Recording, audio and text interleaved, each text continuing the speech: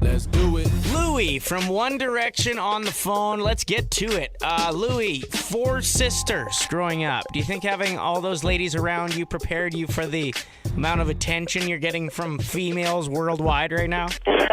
I think it definitely taught me to be a little bit more patient with women and with children in general. You know, I was growing up with, like you say, with my 4 sisters, and they were all younger than me. So, yeah, you could say I've learned a few tips here and there. I just found out while researching you have the same birthday, Christmas Eve, as my daughter Charlie, who was born a couple months ago. No way. All right. It's a good birthday. Is it? Or did you get shafted for presents growing up? No, my mum goes mad if people do joint presents. I think I'm quite lucky. I do get double the presents. Okay, good. Now, when you originally auditioned for X Factor, did you kind of have a feeling that your world was about to change, or were you blind to what was about to come? Well, to be honest, when I entered the competition, I didn't really see it as a competition. I really enjoyed singing, and I kind of just wanted a professional opinion, really. Over the last couple days, I'd like to thank you just for chatting with me alone. Has added like a couple hundred Twitter followers. Man, you got some crazy fans. Yeah, we've got some very, very dedicated fans. We obviously all enjoy spending time on Twitter and talking to the fans, and yeah, fans are very, very good on Twitter. Now, some of them have asked some questions, so I'm going to get to those if you don't mind. Anna would like to know who named the band. Harry named the band, actually, and to be honest, we didn't really have that many names floating about. Harry just went for that one, texted us all, and we were like, yeah, we like it. It was easy as that. Lissa would like to know what your favorite thing about being on tour is. Getting to see all the different fans up and down the country, you know?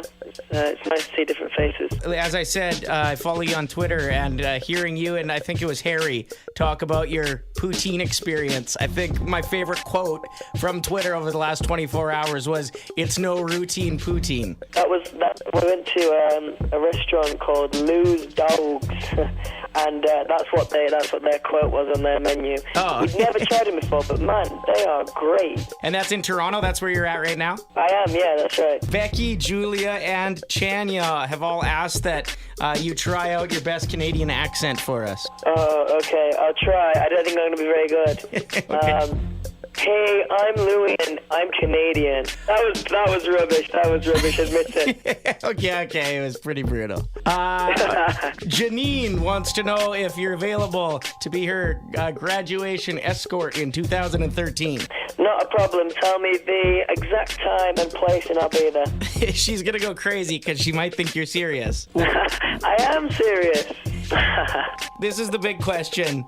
Lacey has asked if Vancouver specifically will be on the next big tour. Well, obviously we just played Toronto yesterday, which I must say was definitely, well, it was actually my favourite show of the tour, of the big time tour so far. The crowd were just absolutely amazing, so loud, which is great.